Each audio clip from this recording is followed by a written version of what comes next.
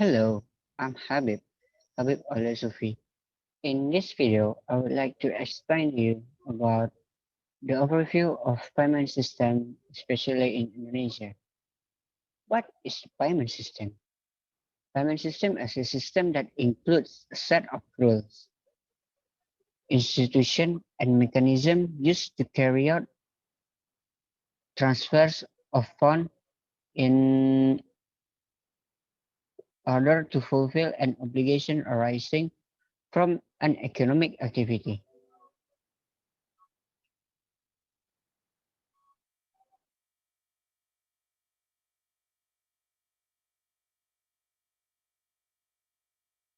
The payment system was born at the same time as the concept of money as a medium of change or intermediary in transaction for goods, services, and finance. In principle, the payment system has three processing stages, namely authorization, clearing, and settlement.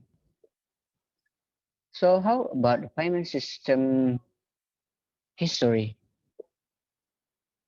The payment system evolution continue to evolve following the evolution of money with three driving elements, namely technological innovation and business model, community tradition, and authority policies. The origin of the means of payment is the barter system between goods being traded.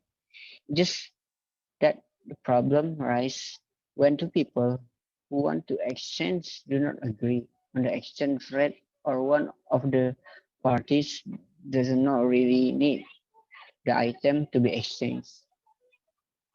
To overcome this, humans develop commodity money. Commodities here are basic goods that almost every needs. For example, salt, tea, tobacco, seeds, livestock were used as commodity money in 1900 to 6000 before Massey, which vegetable and plants were also used as commodity money after the emergence of agricultural culture. And then primitive money began to be used around 1200 BC. And in this form of cells or other animal cells, the Chinese began to produce imitation cowrie cells made of metal and copper. Around 100 BC, rays of white deer skin with different sizes and colors were also used as a means of payment. Banknotes began to be used as a means of payment. Sweden was the first country on the Europe in the Euro in the on the European continent to use banknotes in 16 and 61 after a paper factory was founded in 1150 in Spain. Broadly speaking, the payment system is divided into two, namely the cash payment system and the non-cash payment system.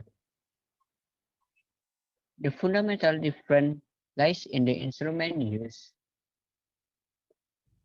The cash payment system uses currency as a means of payment, whereas in the non-cash payment system, the instrument used are card-based payment instrument, check, giro, debit notes, and electronic money. The scope of non-cash payment system is grouped into two types of transaction, namely wholesale and retail transaction. Well, in the picture, here is a percentage of online transaction in Indonesia that are quite using different payment method in 2020. As on the picture, we can conclusion that the mostly people using a debit card for payment method, and the second place is the transfer bank. Payment instruments in Indonesia are developing very rapidly and advantaging. Payment instruments continue to evolve from cash-based payment instruments to non-cash payment instruments such as paper-based payment instruments such as checks and demand. Demand deposits which are processing using the clearing settlement mechanism. In addition, there are also paper-based payment instruments such as electronic fund transfer, payment instrument using ATM cards, credit card, debit card, and prepaid card. In the last decade, there has been a wave of digitalization and its penetration into people's lives that has drastically changed people's behavior. The instruments of payment are increasingly varied with the presence of card-based electronic money and server. The consumption pattern of the people has begun to shift and demand wide, fast, and secure payments through various platforms, including web, mobile, structured supplementary surface data, and SIM toolkit. Furthermore, virtual currency instruments emerged, which are digital money issued by party other than the monetary authority and obtained by means of mining, processing, or transfer of gift. Owning virtual currency is very rich and full of speculative. This is because there is no official administration, there is no underlying asset that underlies that the very fluctuating price and trade value, so that is vulnerable to risk to the to the risk of bubbles and is prone to be used as a means of money laundering and terrorism financing, which can affect finance system stability and harm the public. Regarding to this, Bank Indonesia warns all patients not to sell, buy, or trade virtual currencies.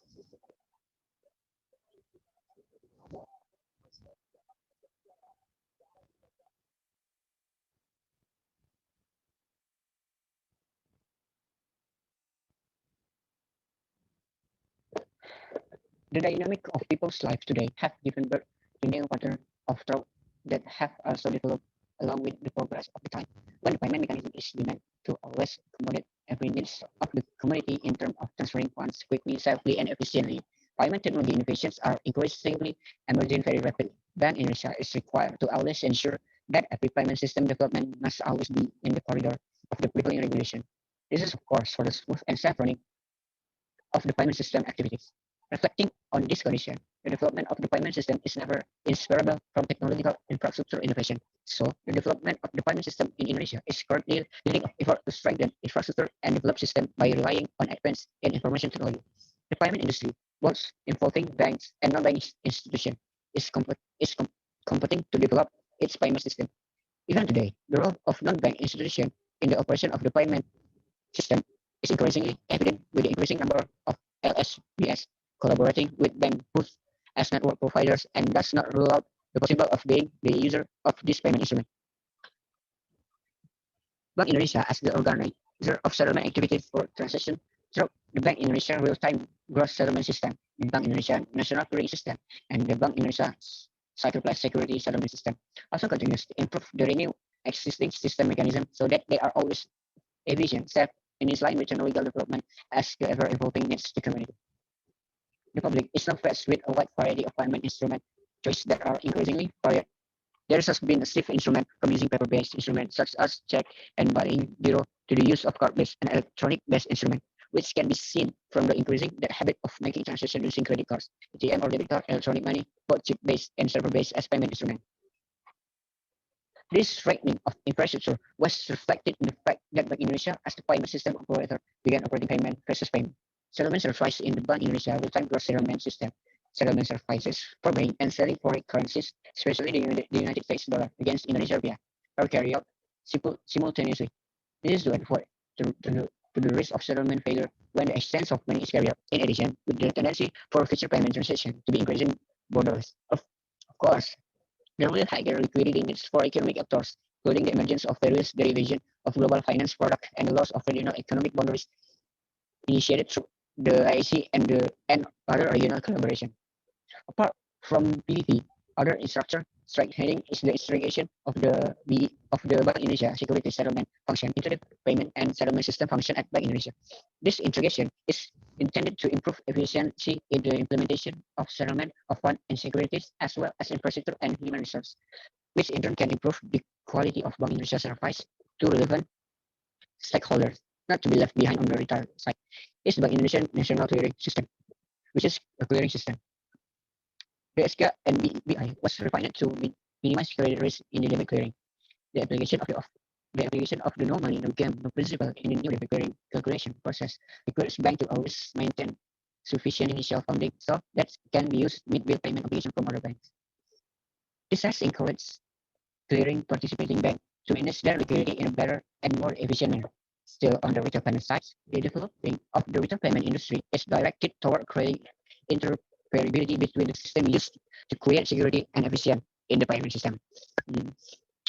National standardization of ATM or debit card instrument is one of them. Based on the issue of security in transaction using ATM, the use of chip technology on an ATM or debit card is believed to be able to minimize the incidence of fraud on an ATM or debit card. In addition, interoperability between systems is also great in the administration of electronic money bank.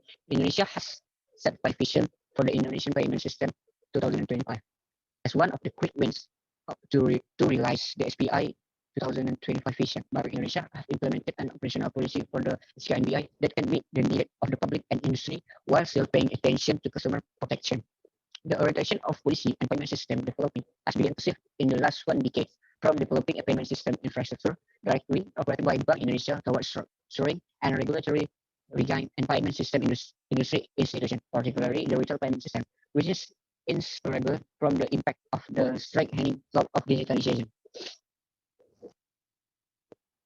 In order to support economic activities, Bank Indonesia is committed to providing rupiah currency in all regions of Indonesia according to needs of the community. The process of distributing rupiah currency continues to be strengthened, so the economy can continue to grow evenly. The structure of the money distribution network was optimized, sending through 12 cash deposits as a hub to our Bank Indonesia representative office.